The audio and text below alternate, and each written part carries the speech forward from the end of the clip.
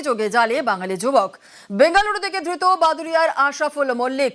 আরো একবার আপনাদের জানাই, পাক জঙ্গি যোগে জালে বাঙালি যুবক। বেঙ্গালুরু থেকে ধৃত বাদুড়িয়ার আশরাফুল মল্লিক। বছর দেড়েক আগেই বেঙ্গালুরুতে আশরাফুল। ধৃত আশরাফুলের সঙ্গে তেহরিক ই তালিবানের যোগ। আরো বিস্তারিত জানাবে অনুপম আমাদের সঙ্গে রয়েছে। অনুপম, কি জানতে পারছো? দেখো, আশরাফুল মল্লিক 1.5 বছর আগে তার বাদুড়িয়ায় যে নোয়াপাড়া বাড়ি, সেখান থেকে সে বেঙ্গালুরুতে গিয়েছিল কাজের সূত্রে, এবং সে বাড়িতে জানিয়েছিল যে সেখানে সে সিকিউরিটি গার্ডের কাজ করে। কিন্তু সে তার বাড়ির লোকও জানতো এবং তার প্রতিবেশীরা জানতো যে সে বেঙ্গালুরুতে সিকিউরিটি গার্ডেরই কাজ করে। কিন্তু গত কয়েকদিন আগে তার বাড়িতে খবর আসে যে তাকে কেন্দ্রীয় গোয়েন্দা সংস্থা তাকে গ্রেপ্তার করেছে, এবং সেই গোয়েন্দা সংস্থার তরফ থেকে তার বাড়িতে খবর আসে তার পরিবারের তরফ থেকে কোনো একজনকে যেতে পারে। এবং তার বাবা যখন সে বেঙ্গালুরুতে যায়, বাবার সঙ্গে আশরাফুলকে সামনাসামনি বসিয়ে কিন্তু জেরা করে, এবং গোয়েন্দা সংস্থা জানতে পারে যে আশরাফুল বিদেশে একাধিক হোয়াটসঅ্যাপের সঙ্গে যোগাযোগ করত। পাকিস্তান সহ বিভিন্ন জায়গায় বিভিন্ন জঙ্গি সংগঠনের সঙ্গে তার হোয়াটসঅ্যাপের সঙ্গে যে যোগাযোগ করতো। তার ব্যাংক অ্যাকাউন্টে প্রচুর বিদেশি টাকা তার ব্যাংক অ্যাকাউন্টে ঢুকতো, যে টাকা সে তুলে বিভিন্ন জায়গায় সে ছড়িয়ে দিত। এছাড়াও বিভিন্ন রকমের তথ্য সে হোয়াটসঅ্যাপ মারফত আদান প্রদান করত। এবং এই যে গোয়েন্দা সংস্থার কাছে কিন্তু সে বেশ কিছু নামও কিন্তু সে প্রকাশ করেছে, এবং বেশ কিছু তথ্য গোয়েন্দা সংস্থা এই আশরাফুলের কাছ থেকে পেয়েছে। যার ফলে কিন্তু সেই সূত্র ধরে কিন্তু গোয়েন্দা সংস্থা এখনো তাদের যে তদন্ত প্রক্রিয়া চালিয়ে যাচ্ছে। কিন্তু এই আশরাফুলের সম্পর্কে কিন্তু এলাকার মানুষের কিন্তু অন্যরকম ধারণা। আশরাফুলের সঙ্গে তো তেহরিক ই তালিবানের যোগাযোগ ছিল। আফগানিস্তানে যাওয়ার কি কোনো রকম পরিকল্পনা ছিল? সেই বিষয়ে কিছু জানতে পারছো? হ্যাঁ, দেখো, এই আশরাফুল কিন্তু আফগানিস্তানে যাওয়ার জন্য, যেহেতু এর পাসপোর্ট আছে, বিদেশি যাওয়ার পাসপোর্ট আছে, সেই জন্য আফগানিস্তানে যাওয়ার জন্য কিন্তু সে ভিসার আবেদন করেছিল। যদিও সে ভিসা এখনো তার মঞ্জুর হয়নি, কিন্তু ভিসার আবেদন করেছিল, এটা কিন্তু সূত্র মারফত জানা যাচ্ছে। এবং সেই ভিসা পেলেই কিন্তু সে আফগানিস্তানে যেত। যে কারণে এই যে গোয়েন্দা সংস্থা কিন্তু পরিষ্কারভাবে কিন্তু জানতে পারছে যে আফগানিস্তানে যাওয়ার জন্য যে ভিসার পাসপোর্ট করেছিল, সে সেখানকার যেসব জঙ্গি সংগঠন তাদের সঙ্গে দেখা করার জন্য এবং বিভিন্ন বিষয়ে আলোচনা মিটিং করার জন্য সে কিন্তু আফগানিস্তানে যাওয়ার জন্য ভিসার আবেদন করেছিল, এমনটাই কিন্তু জানতে পেরেছে। যদিও সে এই ভিসা এখনো পায়নি। এবং এই যে আশরাফুল মল্লিকের সম্বন্ধে কিন্তু এই যে বাদুড়িয়ার যে এলাকায় তার বাড়ি, সেই এলাকার মানুষের কিন্তু একটা অন্যরকম ধারণা ছিল। তার কারণ আশরাফুল এলাকায় কিন্তু খুব সভ্য, ভদ্র এবং শিক্ষিত ছেলেমেয়ে হিসেবেই পরিচিত। এবং এই আমরা কিন্তু সূত্র মারফত যেটা জানতে পেরেছি যে আশরাফুলের কাছ থেকে যেসব নাম গোয়েন্দা সংস্থা জানতে পেরেছে, তাদেরকেও কিন্তু খোঁজ করছে গোয়েন্দা সংস্থা। ধন্যবাদ। ও বেঙ্গালুরুতে টাটা কোম্পানিতে কাজ করতো, ওখান থেকে কারা নিয়ে গেছে কি বৃত্তান্ত আমরা অত কিছু শুনিনি। জানতে পেরেছি ওখানে পুলিশে ধরে নিয়ে গেছে, পুলিশ থানার থেকে ফোন করেছে, আমার ছেলের কাছ থেকে তো নাম্বার পেয়েছে, ওর বাপের নাম্বার। টাটা কোম্পানিতে সিকিউরিটির কাজ করতো। কোথায়? বেঙ্গালুরুতে। পুলিশ এসেছিল আপনাদের এই বাড়িতে? আপনার ছেলে আফগানিস্তানে যাওয়ার জন্য পাসপোর্টে মানে ভিসা অ্যাপ্লাই করেছিল, কেন? আফগানের ভিসা করিনি। আপনার ছেলে পাসপোর্ট আছে? হ্যাঁ, পাসপোর্ট আছে। গোবরডাঙ্গা কলেজে পড়েছে, বিএ পাশ করা হয়ে গেছে, বিএ পাশ করা হয়ে তারপর চাকরির পরীক্ষা দিয়েছে, অনেকবার পরীক্ষা দিয়েছে আমার ছেলে, চাকরি হয়নি বলে তারপরে ও সিকিউরিটি গার্ডের কাছে। হ্যাঁ, তো ওখানে ওর সঙ্গে কি আপনার বাড়িতে কেউ আসতো? অচেনা লোকজন কেউ আপনার বাড়িতে? না, কেউ কোনোদিন আসেনি। হ্যাঁ, যেটা সাসপেক্ট করছে যে ও একটা জঙ্গি সংগঠনের সঙ্গে যুক্ত ছিল, এইভাবে ধরেছে। আপনি কি বলবেন? কোনোদিন যুক্ত থাকবে না আমার ছেলে, কেননা 24 সালে যে একটা স্টুডেন্ট মানে চাকরির পরীক্ষা দিয়েছে, ব্যারাকপুর রানে গেছে, পাশ করেছে, সেখানে ওর চাকরি হয়নি, মনের কষ্ট। তাহলে পুলিশ ধরলো কেন ওকে? ও কি ডিসপুট পেয়েছে তা আমি কি জানি বলো? বিশাল ভালো, ওর মতন ছেলে হয় না গ্রামের। আপনারা আশেপাশে রুদ্রপুর, নারায়ণপুর, জঙ্গলপুর, বাগজোলা, বাদুড়িয়া থানা সবাই বলবে, নাম করে জিজ্ঞেস করে বলবে কিরকম ছেলে, ওর বাবা মা কেরাম কিংবা ও কেরাম বলবে, ওর মতন ছেলে হয় না। একটা মানুষের মানে মুখের মানে সামনের দিক ফিরে পর্যন্ত তাকায় না, এরা সবসময় পড়াশোনায় ব্যস্ত থাকে। আমরা দেখেছি ও কোনো হতেই পারে না, কিন্তু ওরা যদি ধরে সেটা আমরা মানে বলতে পারবো না। এই শুনেছি যে ও কোম্পানিতে কাজ করতো সিকিউরিটি, সেখান থেকে ওর মানে পুলিশই তুলে নিয়ে গেছে, এটা আমরা শুনেছি। রানা রউফের পর ফের রাজ্যে আইএসআই এজেন্টের সন্দেহে গ্রেফতার। বাংলাদেশ সীমান্ত ঘেঁষা কোচবিহার থেকে বেঙ্গল এসটিএফ এর জালে 3। পাকিস্তানি তথ্য পাচারের অভিযোগ।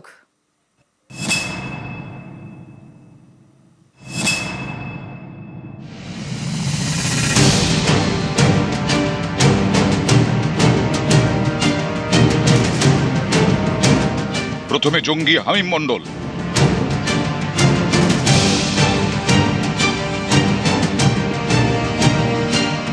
তারপর পাক জঙ্গি তথা আইএসআই এজেন্ট রানা রউফ।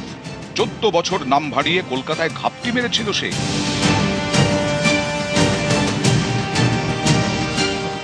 এবার পাকিস্তানের চর সন্দেহে গ্রেফতার বাংলাদেশ সীমান্ত ঘেঁষা কোচবিহার থেকে। শুক্রবার রাতে এসটিএফ এর জালে 3। বাংলাদেশ সীমান্ত লাগোয়া কোচবিহার, এখান থেকে এসটিএফ এর জালে সন্দেহভাজন 3 পাক গুপ্তচর।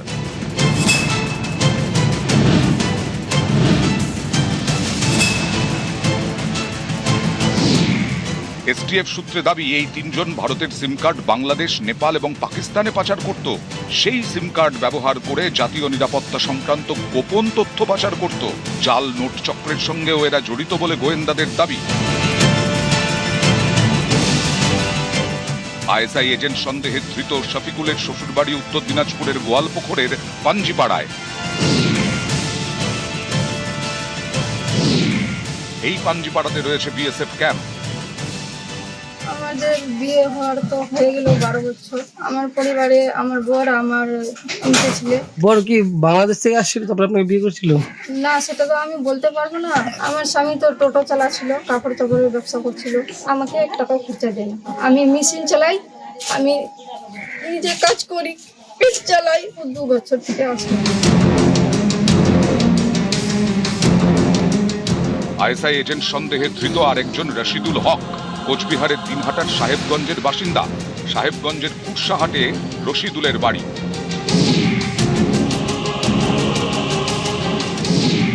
রশিদুলের বাড়ি থেকে 50 মিটার দূরে বাংলাদেশ বর্ডার। এসটিএফ এর দাবি বেঙ্গালুরু এবং দিল্লিতে রাজমিস্ত্রির কাজ করত রশিদুল। এই রশিদুল হককে সিম পাচার চক্রের অন্যতম গুরুত্বপূর্ণ যোগসূত্র হিসেবে চিহ্নিত করেছে এসটিএফ।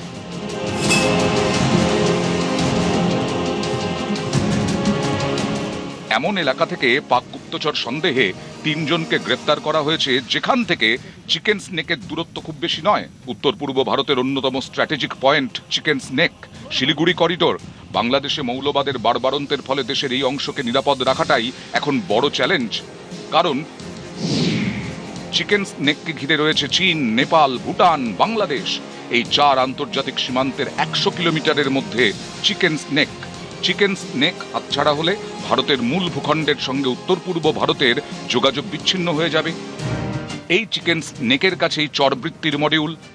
যেরকম একদিকে হামিম গ্রেপ্তার হয়েছে, তারপর রানার অফ গ্রেপ্তার হয়েছে, এবং এখানে এই 3 জনকে গ্রেপ্তার করা, এই জায়গাটা সীমান্তের খুব কাছাকাছি জায়গা, চিকেন স্নেকের কাছাকাছি জায়গা, কিন্তু উদ্দেশ্য অর্থনৈতিক, ভারতের যে অর্থনীতি তাকে টার্গেট করা, আর উদ্দেশ্য হচ্ছে লুক অর্থাৎ টেররাইজ ইস্ট। এই পলিসিটা এরা নিয়ে চলছে। কিন্তু আমরা যেটা জানতে পারছি যে ভারতের গোয়েন্দা বাহিনী এবং রাজ্যের গোয়েন্দা বাহিনী, তার সঙ্গে সঙ্গে এসটিএফ এবং স্পেশাল ফোর্স, তাদের জন্য এটা খুব বড় জয়। এই চরবৃত্তির নেটওয়ার্ক কতদূর বিস্তৃত তারই খোঁজে গোয়েন্দারা। নিউজ 18 বাংলা।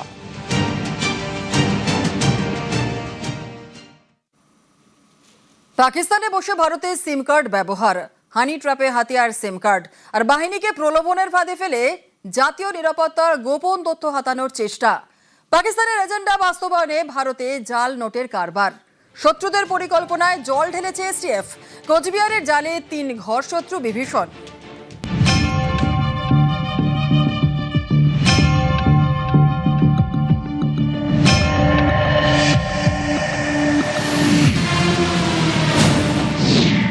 গোয়েন্দা সূত্রে দাবি, বাংলাদেশ এবং নেপালকে ব্যবহার করে নিজেদের নেটওয়ার্ক ভারতে বিস্তৃত করার আপ্রাণ চেষ্টা চালাচ্ছে পাকিস্তান। এর জন্য তারা ভারতেই গুপ্তচর তৈরির চক্রান্ত চালাচ্ছে। পাকিস্তানের এই মডিউল ভেস্তে দিচ্ছেন গোয়েন্দারা। শুক্রবার কোচবিহার থেকে আইএসআই এজেন্ট সন্দেহে বেঙ্গল এসটিএফ এর জালে 3 জন: রশিদুল হক, মোহাম্মদ শফিকুল ইসলাম, নুন নাসিরউদ্দিন আলী। এসটিএফ সূত্রে দাবি, এই তিনজন ভারতের সিম পাঠাতো বাংলাদেশ, নেপাল এবং পাকিস্তানে। এই সিম কার্ডগুলি ছিল তাদের হানি ট্র্যাপের হাতিয়ার। ভারতের সিম কার্ড অ্যাক্টিভ করা হতো পাকিস্তান, বাংলাদেশে। সেখান থেকে বাহিনীকে প্রলোভনের ফাঁদে ফেলে জাতীয় নিরাপত্তা সংক্রান্ত তথ্য আদায়ের চেষ্টা করা হতো। পাকিস্তানের পাঞ্জাব প্রদেশ এবং পাক অধিকৃত কাশ্মীর থেকে বাহিনীকে কল করা হয়েছে বলে দাবি এসটিএফ সূত্রে। এই চক্রে বাংলাদেশের এক নাগরিক আকবর ওরফে সম্রাটের নাম উঠে এসেছে। আইএসআই এজেন্ট সন্দেহে ধৃত মোহাম্মদ শফিকুল ইসলামের মোবাইল থেকে বাংলাদেশের নম্বর মিলেছে বলে দাবি এসটিএফ এর। কলকাতা পুলিশের তরফ থেকে এই নাম্বারগুলিকে ট্র্যাক করা হয় এবং নাম্বার ট্র্যাক করে দেখা যায় যে এই তিন অভিযুক্ত বেআইনিভাবে সিম কার্ড তুলে তা পাকিস্তানি এজেন্টদের হাতে তুলে দিত, হ্যান্ডলারদের হাতে তুলে দিত এবং সেই হ্যান্ডলাররা এই সিম কার্ড মারফতই গোটা ভারতে বিভিন্ন জায়গায় তাদের এই চরবৃত্তি দীর্ঘদিন ধরে তারা করে যাচ্ছিলেন। এসটিএফ সূত্রে আরও দাবি, ধৃত এই তিনজনই যুক্ত ছিল জাল নোটের কারবারের সঙ্গে। পাকিস্তানের বরাবরের এজেন্ডা ভারতের অর্থনীতিকে নষ্ট করতে ভারতে জাল নোট ছড়িয়ে দেওয়া। গোয়েন্দা সূত্রের দাবি, আন্ডারওয়ার্ল্ডের প্রেসে মুদ্রিত এই জাল নোট পাকিস্তান থেকে সরাসরি অথবা নেপাল, বাংলাদেশ হয়ে এই জাল নোট ভারতে পাঠানো হয়। এই কাজ করে পাকিস্তানের গোয়েন্দা সংস্থা আইএসআই। সম্প্রতি জাল নোট পৌঁছতে ড্রোনের ব্যবহারও শুরু করেছে করাচি। সিম কার্ড চক্র এবং জাল নোট চক্রের পিছনে রশিদুল হককে অন্যতম গুরুত্বপূর্ণ যোগসূত্র বলে দাবি করেছে এসটিএফ। রশিদুলের সঙ্গে বাংলাদেশি নাগরিক আকবরের সঙ্গে লেনদেনের প্রমাণ মিলেছে। এই আকবর বাংলাদেশে থাকা পাক আইএসআই এজেন্ট বলে এসটিএফ সূত্রে দাবি। রশিদুল নামে যিনি রয়েছেন তিনি এই অপারেশনের নোডাল অপারেটিভ ছিল, এমনটাই এসটিএফ সূত্রে খবর। 2023 থেকে 25 সালে নাজিরাহাট সীমান্ত থেকে প্রায় 6 থেকে 7 লক্ষ টাকা জাল নোট পাচার করা হয়েছিল এবং সেই মামলায় কার্যত উঠে এসেছিল এই রশিদুলের নাম। চিকেন স্নেকের কাছে জঙ্গি মডিউলের খোঁজ, শত্রুদের পরিকল্পনায় জল ঢেলেছে এসটিএফ। রৌনক দত্ত চৌধুরী, নিউজ 18 বাংলা।